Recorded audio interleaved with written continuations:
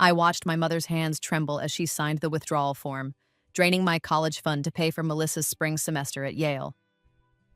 The bank manager looked uncomfortable, glancing between my pale, hollow-cheeked face and my sister's perfectly manicured nails tapping impatiently on the marble counter.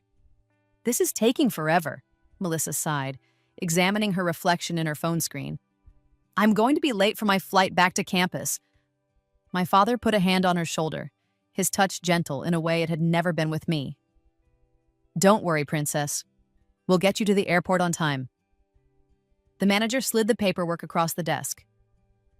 "Mrs. Chen, I just want to confirm this account was established as an education fund for—" He checked his screen.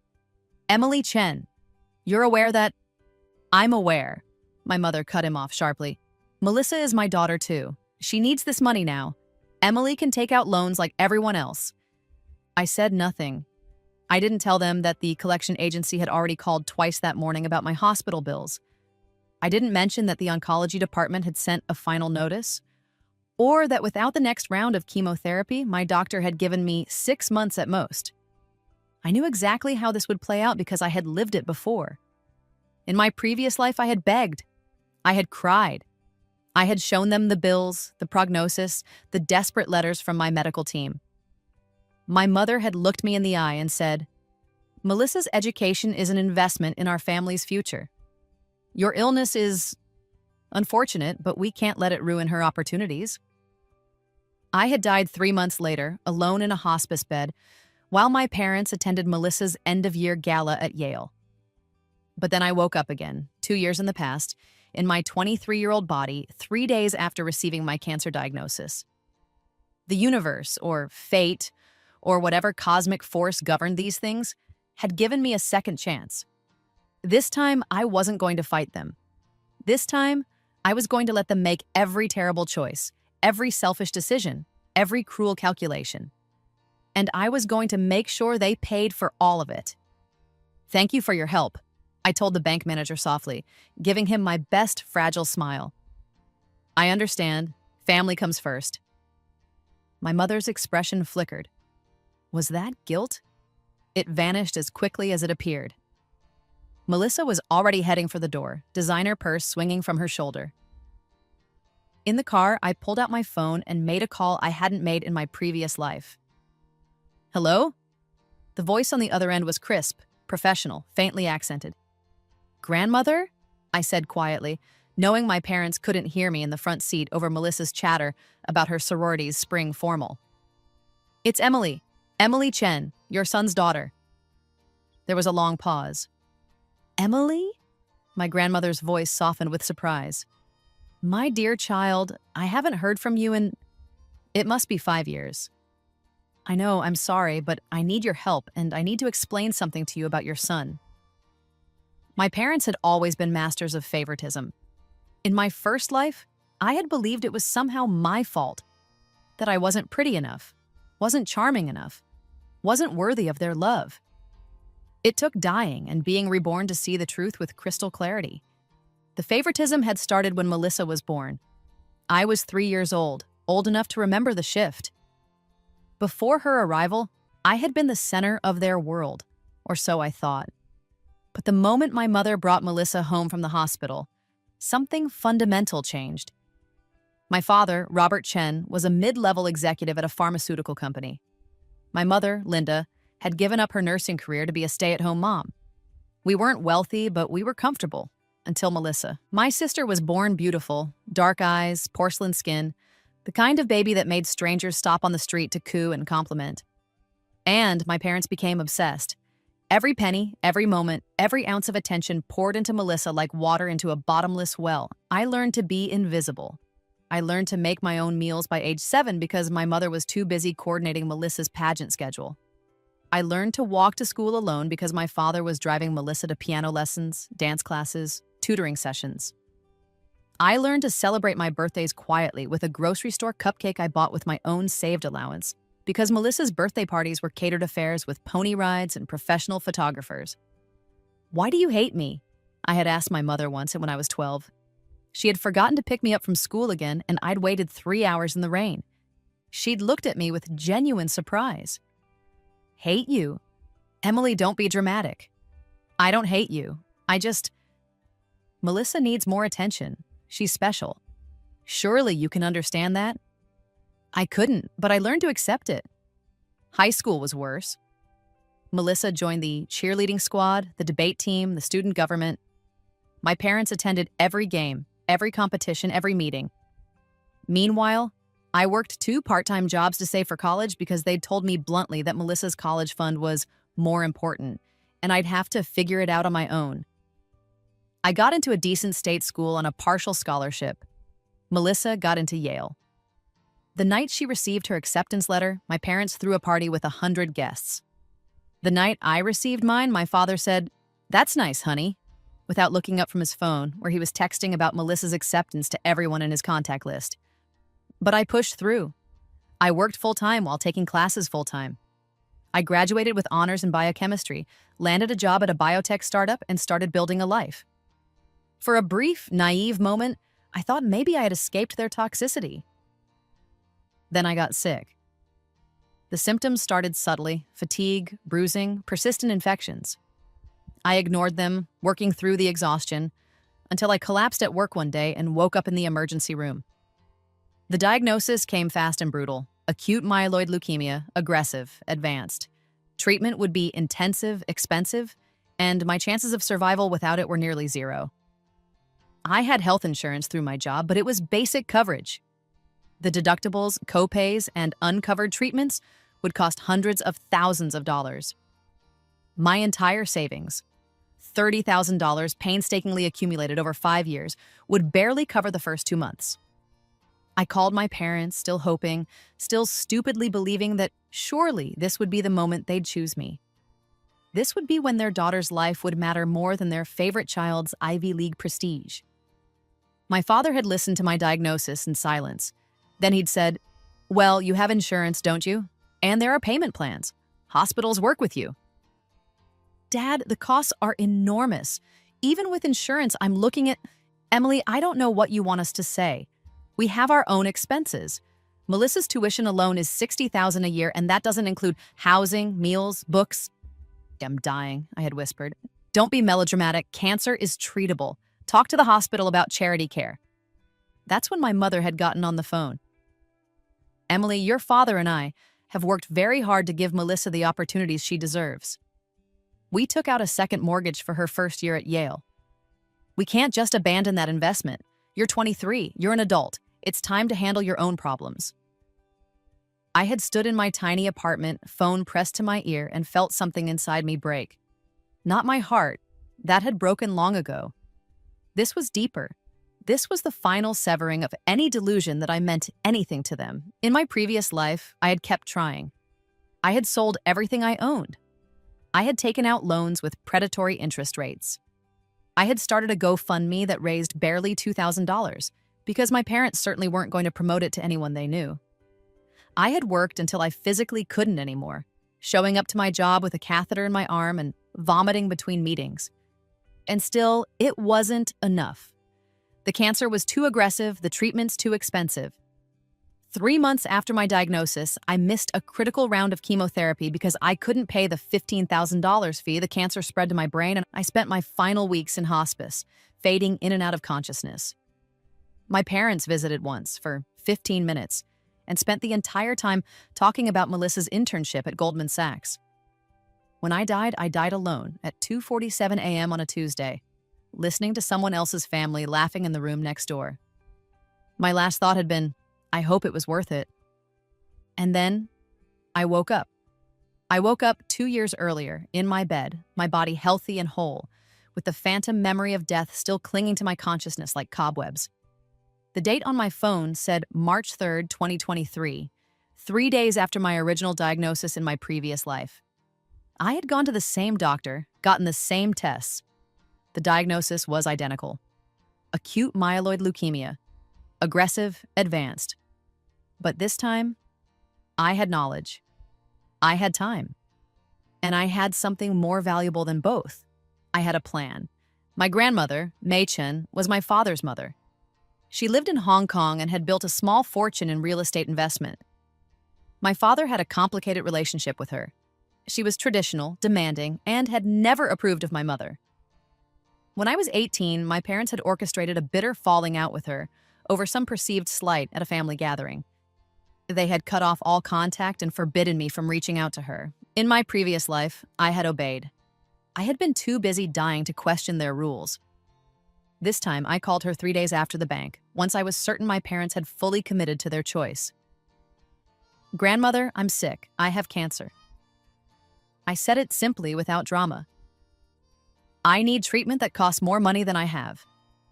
My parents have chosen to give my college fund, the fund you helped establish, actually, to my sister instead. I'm calling because I wanted you to know, before I die, that I thought of you, that I wished things had been different." I wasn't lying. In my previous life's final days, I had thought of her often, wondering if she would have cared, if she would have helped. There was a sharp intake of breath. "Your college fund? The one I contributed $50,000 to when you were born?" "Yes, they withdrew it all yesterday. For Melissa's Yale tuition." "And your parents know you have cancer?" "Yes." "I see." Her voice went cold as winter steel. "Emily, I want you to listen to me very carefully. Send me all of your medical records, all of your bills, all of your financial information. Do you have a lawyer?" "No, grandmother." "You will by tomorrow. I'm going to send you contact information for a firm in your city. They work for me. You will meet with them and you will do exactly as they say."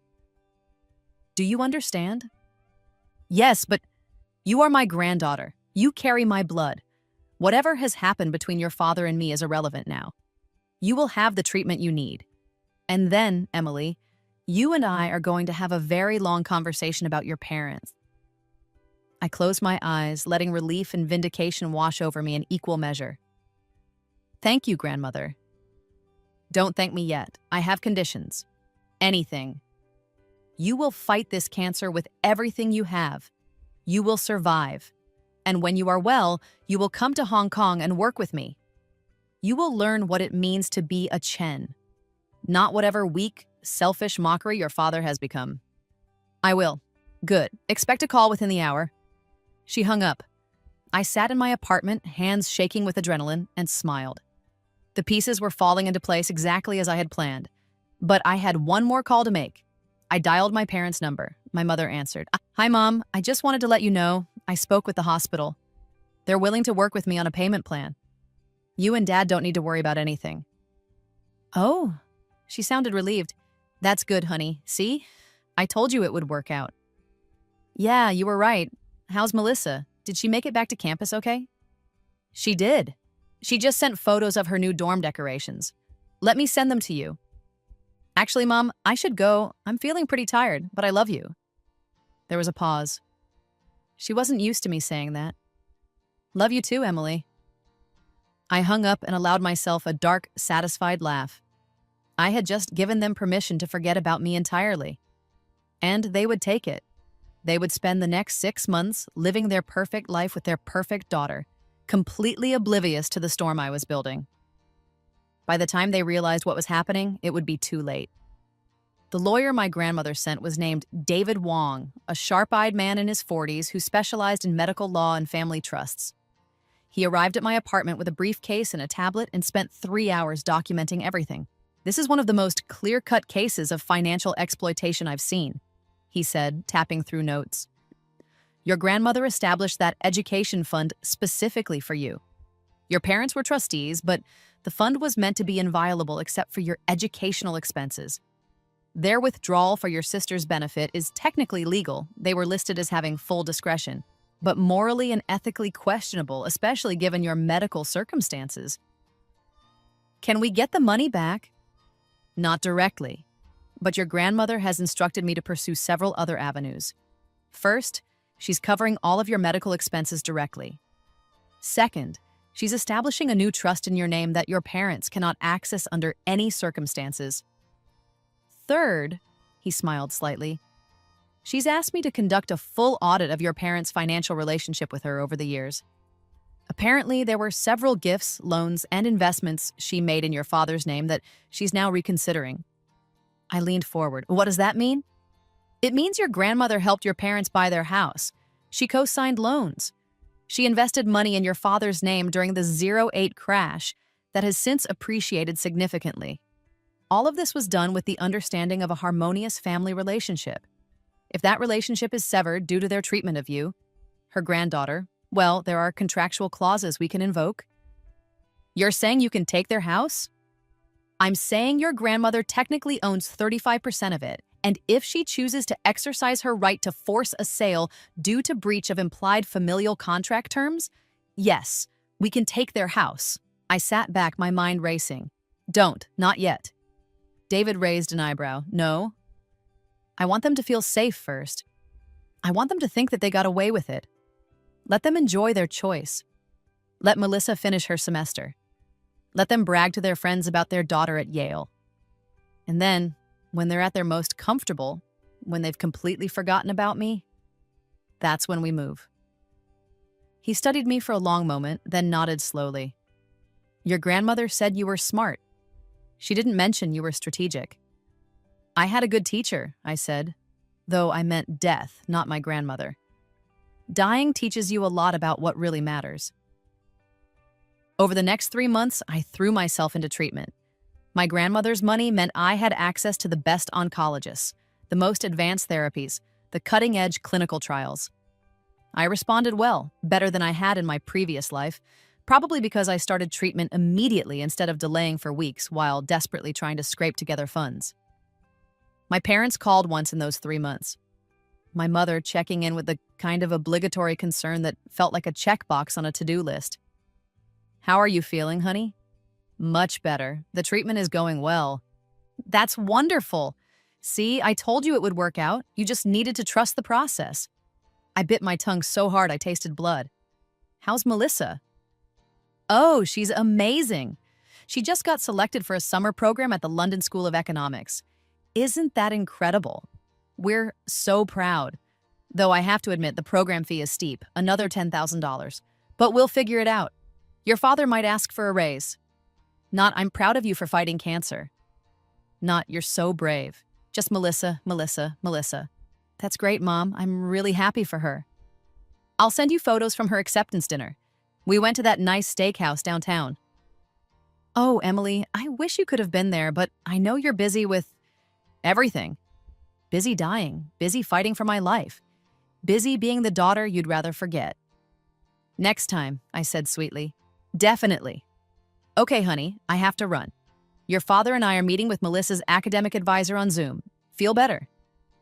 She hung up before I could respond. I forwarded the call log to David Wong with a simple message.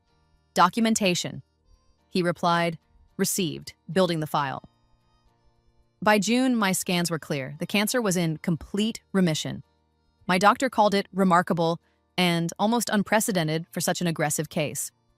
I knew it was partly luck, partly the fact that I'd started treatment immediately this time, and partly that having resources, real resources, meant I wasn't fighting cancer and poverty simultaneously. My grandmother flew to see me, arriving in a whirlwind of silk and efficiency. She was 72, imperious, and beautiful in the way of women who have never apologized for taking up space. Stand up, she commanded when she entered my apartment. Let me look at you. I stood. She circled me, eyes sharp, then pulled me into a surprisingly fierce hug. You survived. Good. Now we work. She released me and settled into my only decent chair like it was a throne. Tell me everything about your parents. I want to know exactly who my son has become, I told her. Not just the facts, but the feelings. The years of being invisible. The birthday parties that never happened. The way my father's eyes would skim past me to Melissa like I was wallpaper. The time I won a science competition and my mother forgot to come to the ceremony because she was shopping for Melissa's prom dress. The moment I called from the hospital, terrified and alone, and my father told me to stop being melodramatic. My grandmother listened without interruption, her face growing colder with each story.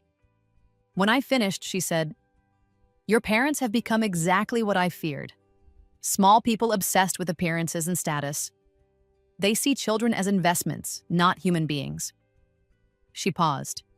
Your sister, Melissa, tell me about her. I hesitated. In my previous life, I wanted to hate her, but she's a product of how they raised her. She's 21 now, beautiful, accomplished, utterly convinced that the world revolves around her because it always has. She's not evil, she's just oblivious, entitled. She genuinely doesn't understand that other people's needs matter. Does she know about your cancer? She knows. She sent me a thinking of you text with a flower emoji once, 4 months ago. My grandmother's expression could have frozen fire. I see. And your plan? I want them to lose everything, not just money. I want them to lose their status, their reputation, their perfect daughter's respect. I want them to understand, truly understand, what they gave up, what they destroyed. And then I want to build something beautiful from the ashes. I want to become someone they'll desperately wish they'd invested in. Someone so successful, so wealthy, so powerful, that every time they see my name, they'll choke on their regret. My grandmother smiled. It was not a kind smile, it was the smile of a predator recognizing a kindred spirit. Then let's begin. Phase 1 was information gathering. David Wong hired a private investigator who documented everything. My parents' spending patterns, their social media posts, their financial records. What we found was illuminating. In the 2 years since Melissa started at Yale, my parents had spent $270,000 on her education and lifestyle. This included $120,000 in tuition, $40,000 in housing and meal plans, $25,000 in educational travel, spring break in Cancun, summer programs in Europe, $35,000 in clothes, accessories, and networking expenses, $50,000 in various fees, sorority dues, and miscellaneous costs. They had funded this through my $30,000 college fund, the one my grandmother had largely funded, a second mortgage on their house, $80,000, credit card debt, $45,000, loans against my father's 401k, $60,000, cash gifts from family members, guilt-tripped, $25,000, and selling my late mother's jewelry, $30,000. They were, in short, financially overextended to the point of catastrophe. They had sacrificed their retirement, their equity, and their financial security to fund Melissa's Ivy League fantasy. Meanwhile, Melissa's actual academic performance was mediocre. The private investigator obtained her transcripts through connections. She was maintaining a 2.9 GPA. She'd switched majors 3 times. She was on academic probation with her sorority for missing too many mandatory study hours. The $270,000 investment was yielding a product of dubious value. But my parents' social media told a different story. Facebook, Instagram, Christmas cards all featured Melissa in Yale gear, Melissa at fancy dinners, Melissa with her sorority sisters. My father's LinkedIn mentioned proud father of a Yale student in his bio.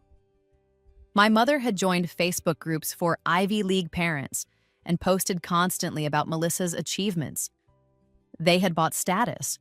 They had purchased the ability to say, "My daughter goes to Yale." And it was worth more to them than my life had been. Phase 2 began in August, right before Melissa's senior year. David Wong sent a formal letter to my parents. It was professionally printed on law firm letterhead delivered by certified mail and utterly devastating in its politeness. The letter informed them that Mei Chen was exercising her contractual rights regarding the property at 847 Maple Street, their house. As a co-signer and investor with a 35% stake in the property, she was invoking a clause that allowed her to force a sale if the primary mortgage holders defaulted on any obligations to her. My father had borrowed $40,000 from my grandmother 12 years ago to help with the down payment. The terms had been informal. Pay it back when able, no interest, family helping family. He'd never paid back a cent. Now my grandmother was calling in the debt, with interest. The total owed, $65,000. Payment due in 90 days, or the house would be sold to recover the funds. My father called me for the first time in 6 months. "Emily, thank God. I've been trying to reach you." Liar, my phone had no missed calls from him. "Hi, Dad, what's going on?" "It's your grandmother. She's gone insane. She sent us this crazy letter about the house, demanding money we don't have. You need to talk to her. Make her understand we're family. Dad, I can't interfere with grandmother's business decisions. Business decisions? Emily, this is our home. We have 90 days to come up with $65,000 or we lose the house. You have to help us. You're her granddaughter. She'll listen to you. I let the silence stretch, then very softly. Did you know I almost died? What? The cancer. It almost killed me. The doctor said if I'd waited another month to start treatment, I'd be dead. I couldn't afford treatment, Dad. Remember? I called you. I begged you. You told me to work it out with the hospital. Emily, we already discussed this. Grandmother paid for my treatment. Every penny. Hundreds of thousands of dollars. She saved my life when my own parents wouldn't. That's not fair. We didn't have the money. You had my college fund, the fund she contributed to. You took it and gave it to Melissa. Melissa's education is important. And my life wasn't? He had no answer to that. I could hear him breathing, could imagine him turning red, struggling to find justification. Finally, he said, "What do you want, Emily?" I don't want anything, Dad. This is between you and grandmother. But I will tell you this. She knows everything. She knows exactly how much you've spent on Melissa. She knows you haven't called me since June. She knows you chose your pride over your daughter's life. And she's done pretending to be okay with it. You told her? You went behind our backs to turn her against us? I laughed. It was a bitter, hollow sound. I told her the truth. What you did with that truth was your choice. Just like what you did with my college fund was your choice. Choices have consequences, Dad. You taught me that. Emily, please, I have to go. I'm actually meeting grandmother for dinner tonight. We're planning my move to Hong Kong. Good luck with the house. I hung up. My hands were shaking. Not with fear, with savage, righteous satisfaction. This was just the beginning. My mother called 2 days later. She tried the soft approach. Honey, I know you're upset with us, and I understand, I really do. But this thing with your grandmother, it's going too far. We're going to lose our home. Where will we live? I don't know, Mom. Where would I have lived if I'd been evicted while dying of cancer? That's different. How? Emily, you're being cruel. We're your parents. We made mistakes, yes, but we were doing what we thought was best. Best for who? Not me. You don't understand the pressure we were under. Do you know how expensive Melissa's education is? Do you know how expensive dying is? She made a frustrated noise. Why are you being like this? We need you to help us. Talk to your grandmother. Make her see reason. You're the only one she'll listen to. I already told Dad I'm not interfering with grandmother's business decisions. She's doing this because of you, because you poisoned her against us. No, Mom. She's doing this because you stole from me and let me nearly die. I just made sure she knew about it. We didn't steal. You took money that was designated for me and gave it to Melissa while I was dying. That's theft, Mom. And it's worse than theft. It's betrayal. I could hear her crying now. In my previous life, this would have broken me. I would have caved, apologized, tried to fix things. But I had died once already. I had nothing left to lose and no more patience for their guilt trips. Emily, please, I'm begging you. We'll lose everything. You already lost the only thing that mattered, I said quietly. You just didn't notice. I ended the call and blocked their numbers. The 90-day deadline came and went. My parents couldn't pay. They tried to refinance, but they were too deep in debt. They tried to take out new loans, but their credit was destroyed. They tried to negotiate with my grandmother, but she was immovable. The house went up for sale. Melissa came home for fall break to find her parents packing. She called me, her voice shrill with panic. Emily, what the hell is going on? Mom and Dad are losing the house, and they're saying it's because of grandmother, because of you. It's complicated, Mel. Uncomplicated.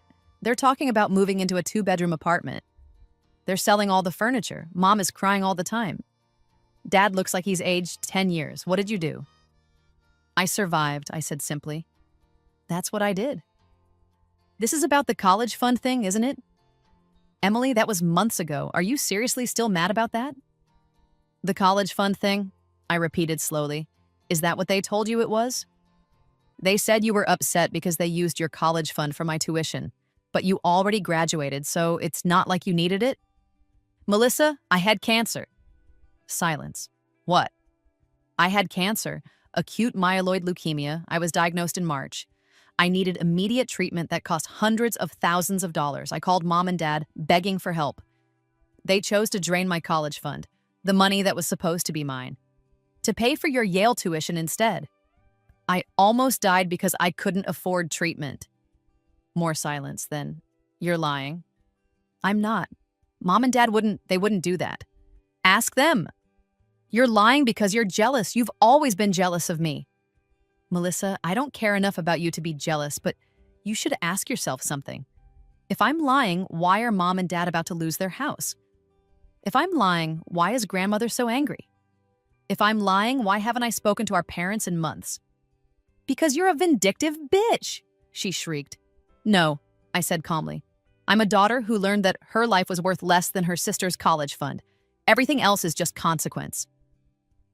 I hung up. That night, I got a text from a number I didn't recognize. This is Melissa. I asked them, you weren't lying. I don't know what to say. I didn't respond. The house sold in December. My parents moved into a cramped apartment in a less desirable neighborhood. They had to sell most of their furniture to pay off their most pressing debts. My father's retirement fund was decimated. My mother had to get a job for the first time in 20 years, working retail at a department store. Their social media went quiet. No more posts about their Yale daughter. No more photos of expensive dinners. Just a silence. But I wasn't done. Phase 3 began in January of Melissa's senior year. David Wong sent a package to the Yale administration's financial aid office.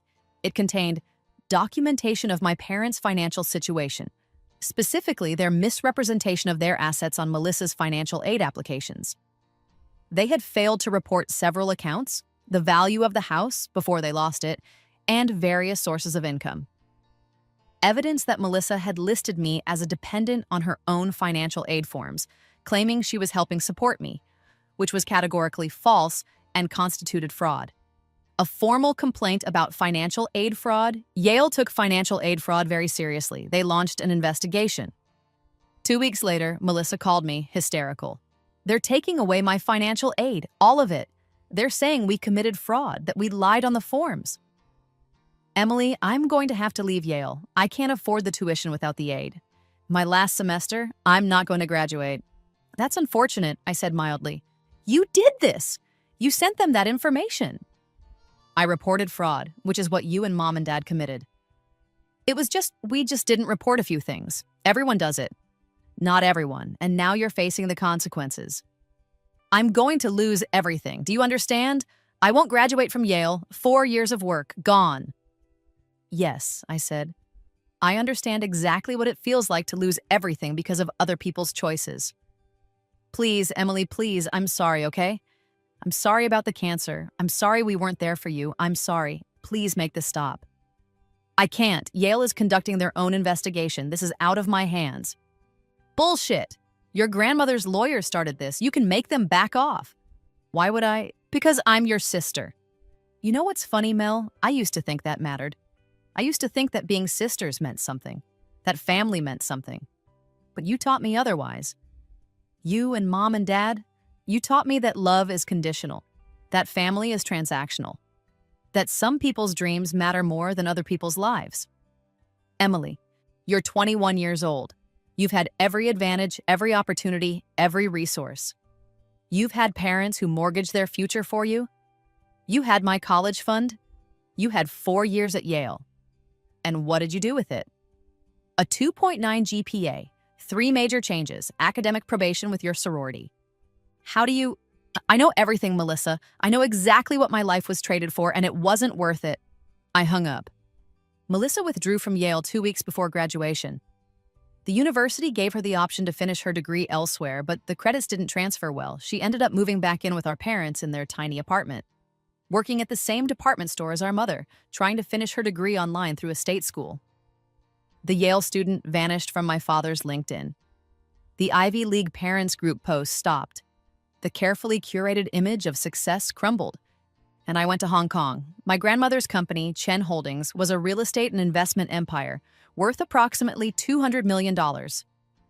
She had built it from nothing, starting with a single apartment building in the 1980s and expanding through shrewd investments and an almost supernatural instinct for market timing. "You will start at the bottom," she told me on my first day.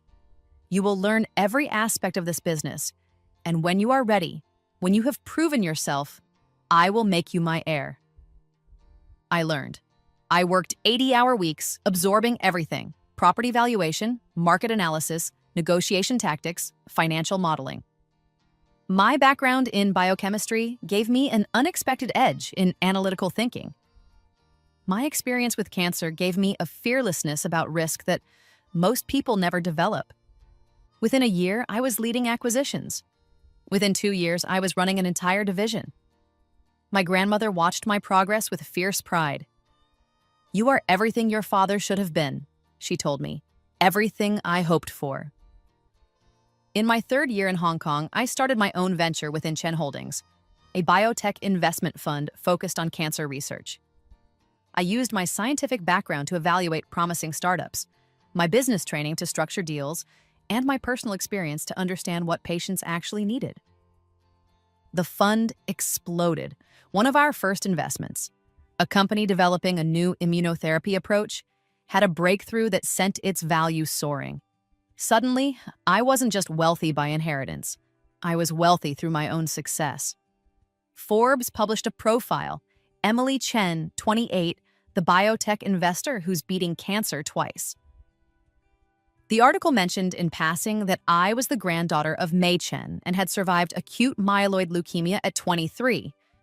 It did not mention my parents, it did not mention Melissa. They were irrelevant to my story, but they saw it anyway.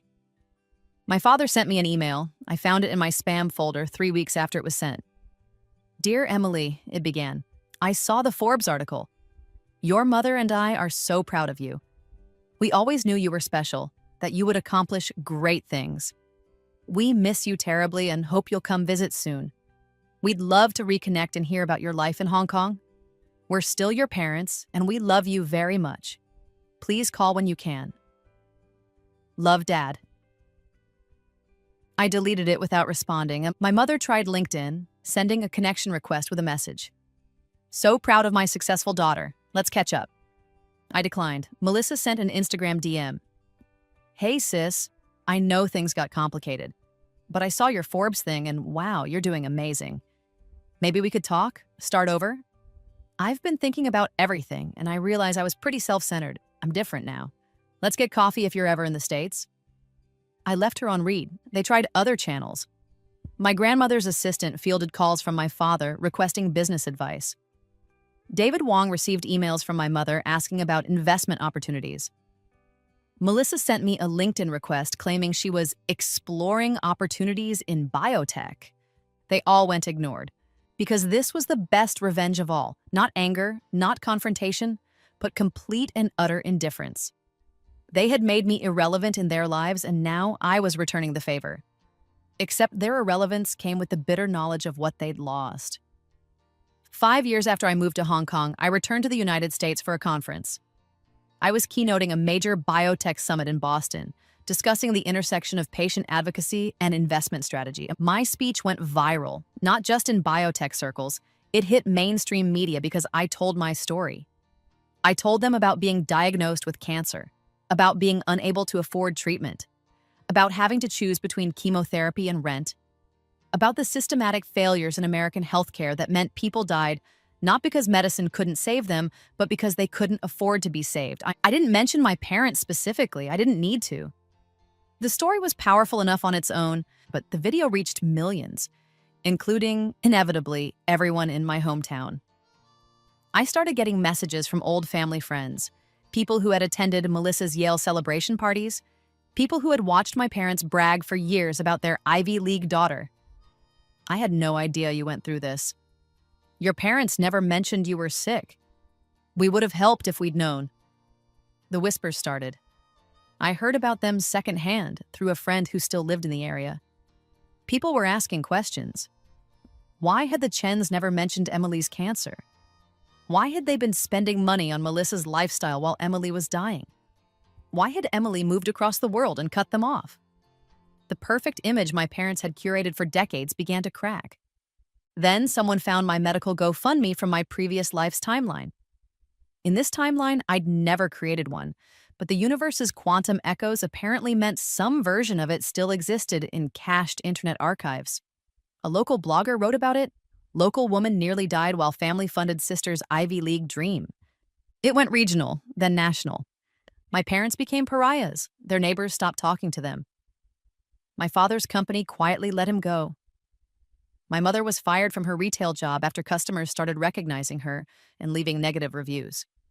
Melissa's career prospects evaporated. She had eventually finished her degree online, but every job interview ended the same way. Someone would Google her, find the connection to me, read the story, and suddenly the position was filled. They were living the nightmare of being publicly known for their worst choice. I did nothing to stop it. I also did nothing to encourage it. I simply existed, successfully and visibly, while the truth spoke for itself. My grandmother died peacefully in her sleep at 79.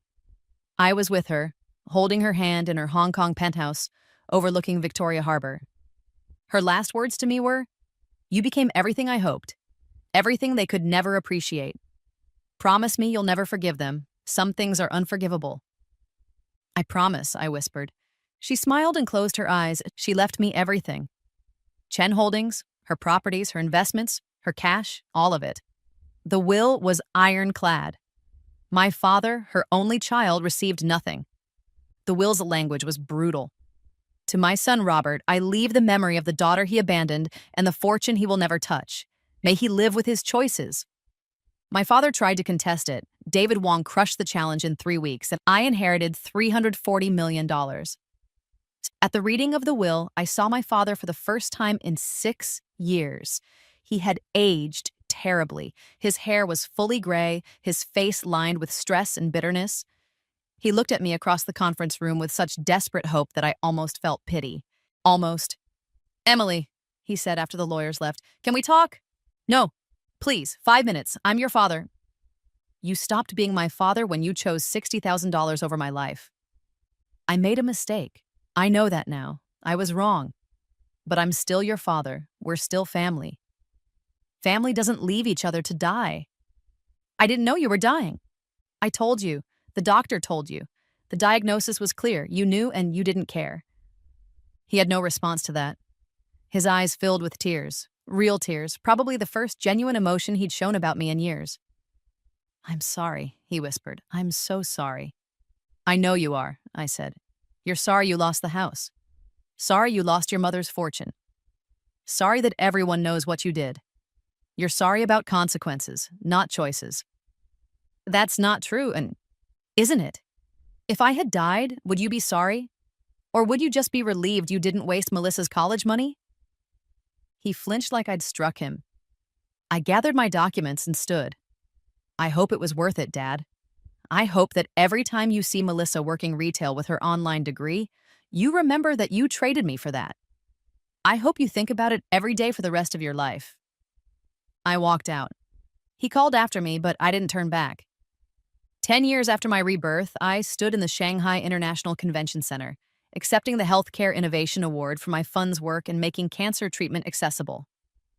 The award came with $10 million in funding for the recipient's chosen charity. I donated it all to a foundation I'd created that paid cancer treatment costs for young people whose families couldn't or wouldn't help them. I named it the Second Chance Foundation. During my acceptance speech, I told my story one more time. I'd told it so often by now that it had become almost clinical, a case study rather than a wound. But tonight, I let myself feel it. I'm alive because my grandmother saw my worth when my parents couldn't, I said to the audience of thousands. I'm alive because someone chose to invest in my life rather than my sister's prestige. I'm alive because I got a second chance, a chance many people don't get. This foundation exists to be that second chance for others. The applause was thunderous. Later at the reception, a young woman approached me. She was 24, thin from recent treatment, but her eyes were bright with hope. "Miss Chen," she said, "I'm alive because of your foundation. My parents kicked me out when I came out as gay. I was diagnosed with leukemia 6 months later and had no one. Your foundation paid for everything. I just finished my last round of chemo. I'm in remission. I hugged her, this stranger who was also somehow me, and felt something crack open in my chest. Not pain, something else. Something like purpose. I'm so glad you're still here, I whispered. Me too, she said. Thank you for your second chance. After she left, I stood alone on the terrace, looking out over Shanghai's glittering skyline. My phone buzzed, a message from David Wong. Your father tried to contact the foundation asking for money. His medical bills, he has stage 4 pancreatic cancer. Prognosis is poor. Wants to know if you'll help with treatment costs. I looked at that message for a long time. In my previous life, I had begged.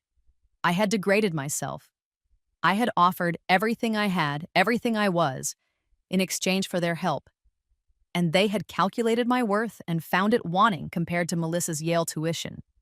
Now my father was doing the same, coming to me, hat in hand, asking me to calculate his worth. I typed, "Tell him the foundation has eligibility requirements. One of them is that applicants must demonstrate a history of supporting family members in medical crisis. I suspect he won't qualify." Then I added, "Also tell him that the foundation only helps people without other resources. He has a daughter at home. Perhaps she'd like to contribute to his care." I sent the message and put my phone away. I did not hear from him again. 3 months later, David Wong called. "Your father passed away yesterday. Pancreatic cancer. Melissa is asking if you'll help with funeral costs?" "No." "She said to tell you she's sorry, that they're all sorry. I'm sure they are. She also said she's pregnant. Your parents' first grandchild. She wanted you to know you're going to be an aunt." I felt nothing. Not anger, not joy, not curiosity. Just nothing. Thank her for letting me know. "Emily, David, do you know what the most liberating thing in the world is?" "What?" "Complete indifference. For years, I wanted them to suffer. I wanted them to hurt the way they hurt me. But now, I feel nothing. They're not my family. They're just people who share my DNA. People who made choices and lived with consequences. I'm done carrying them in my heart, even as anger." "That's very zen of you." I laughed. "You're not zen, just free." I didn't attend my father's funeral. I heard from old family friends that it was small, sad, poorly attended. Melissa gave the eulogy and apparently broke down crying, talking about regrets and lost chances. My mother sent me one final email afterward. "Your father's dying words were your name. He said he was sorry. He said he loved you. He said he hoped you'd forgive him someday. I hope you can live with not being there for him the way he couldn't be there for you." I read it once, then deleted it. She was trying to make me feel guilty, trying to create some equivalency between my absence at his deathbed and his abandonment of me while I was dying of cancer. But there was no equivalency. He had chosen his absence while I was sick, suffering, and begging for help. I had chosen mine after building a life he had no part in, after he had proven repeatedly that my existence mattered only when it could benefit him. I had not abandoned him. I had simply stopped existing for him the way he had wished I would stop existing for him years ago. 15 years after my rebirth, I married. His name was James, a fellow biotech investor I'd met at a conference in Singapore. He was kind, brilliant, and had survived his own trauma. A different kind, but trauma nonetheless. He understood survival. He understood that some families were born and some were chosen. We had a small wedding in Hong Kong. My grandmother's old friends attended. My chosen family, colleagues, mentors, people who had seen my worth without conditions. We released lanterns over the harbor at sunset, each light representing a second chance, a new beginning. No one from my birth family was invited. I heard through the grapevine that Melissa cried when she found out I'd gotten married without telling her. My mother apparently tried to crash the wedding and was turned away at the venue. I felt nothing. James and I built a beautiful life. We had twin daughters when I was 37. I named them after my grandmother, May and Lynn. I held them in my arms and promised them something my parents never promised me. You will always be enough. You will always be loved. You will never have to earn your place in my heart.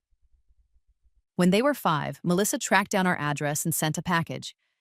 Inside was a letter and a photo of her son, my nephew, I supposed, though I'd never met him. The letter was long, rambling, full of regrets and excuses, and pleas for reconciliation. He deserves to know his aunt, she wrote. Your daughters deserve to know their cousin. We're still family. We can still fix this.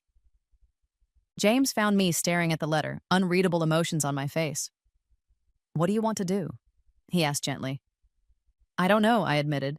Part of me thinks, maybe enough time has passed, maybe for the kids' sake. Emily, he took my hands. You don't owe them anything. Not your time, not your energy, not your daughters. They had 17 years to be family to you. They chose not to. You get to choose too. I looked at the photo of Melissa's son. He looked like her, dark eyes, bright smile. Innocent. But inviting them into my life meant inviting the pain back in. It meant explaining to my daughters why they'd never met their grandparents, why their aunt was a stranger, why our family tree had such deep cuts. I thought about my own childhood, about being the forgotten daughter, about watching my parents pour love and resources into my sister while I scrounged for scraps of attention. I would not do that to my daughters. I would not introduce them to people who might compare, might favor, might replicate the patterns that nearly destroyed me. No, I said finally. The answer is no. I burned the letter and donated the photo to a database for genealogy purposes. If my nephew ever wanted to find me as an adult, that was his choice. But I would not open the door to the people who had tried to close it on my life. 20 years after my rebirth, I received a phone call from a hospice facility. My mother was dying. Pancreatic cancer, like my father. The nurse explained that she had no one. Melissa had moved across the country, estranged after some falling out over money. My mother's final request was to see me. Will you come? The nurse asked gently. I sat in my Hong Kong office, looking out over the harbor, and thought about the girl I'd been. The girl who had begged for scraps of love. The girl who had died alone in a hospice bed while her parents celebrated her sister's achievements. I thought about the woman I'd become. The survivor, the success story. The person who had built everything my parents had denied me. And I thought about forgiveness. My grandmother had made me promise never to forgive them. But my grandmother was gone and I was free to make my own choices.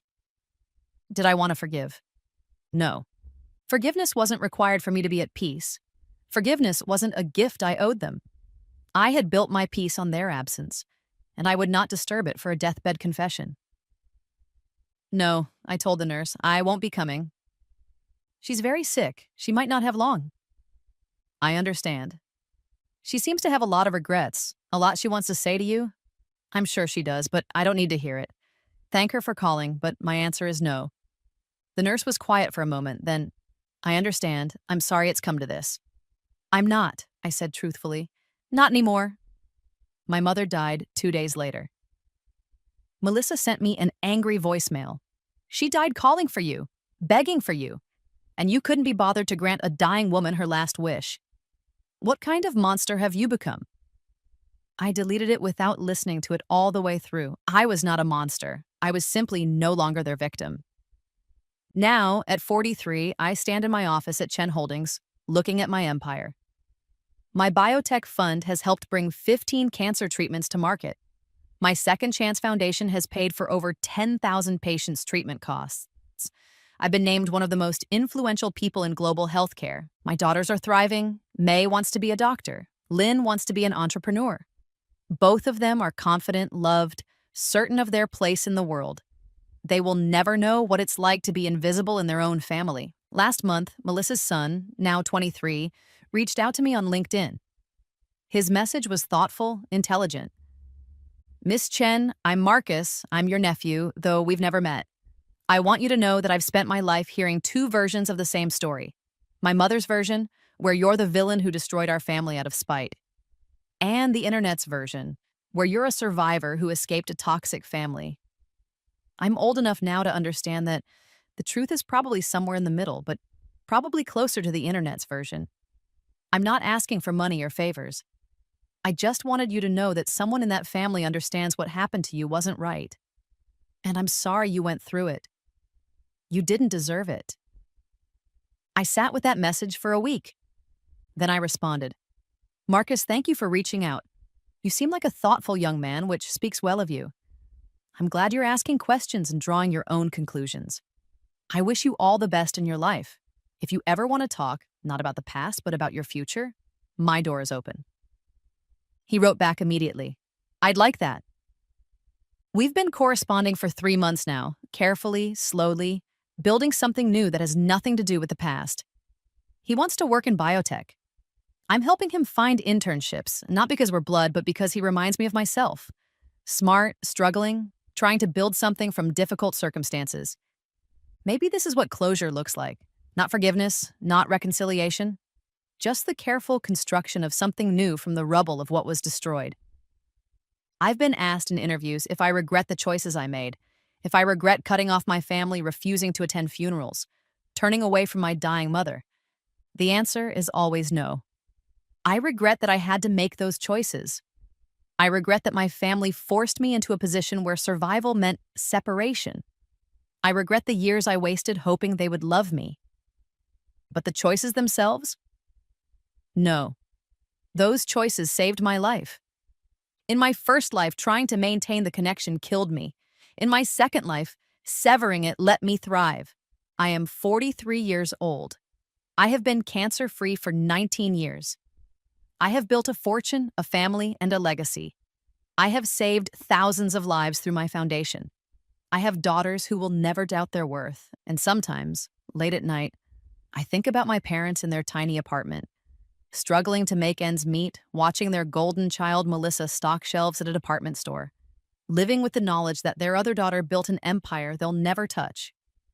I think about them finally understanding, too late, always too late, that they chose wrong, that they could have had both daughters, that love wasn't a zero-sum game, that Melissa's success didn't require my sacrifice.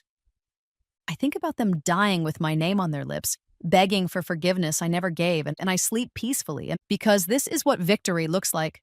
Not revenge. Revenge is loud and dramatic and temporary. This is something better. This is justice. This is consequence. This is living well as the ultimate evidence of their failure. They chose Melissa's college fund over my hospital bills, and they never recovered, but I did. I survived. I thrived. And I owe them nothing. Not my time, not my fortune, not my forgiveness, and certainly not my daughters. I am Emily Chen. I am my grandmother's heir. I am a survivor. I am free, and that is the end of their story in my life and the beginning of everything else.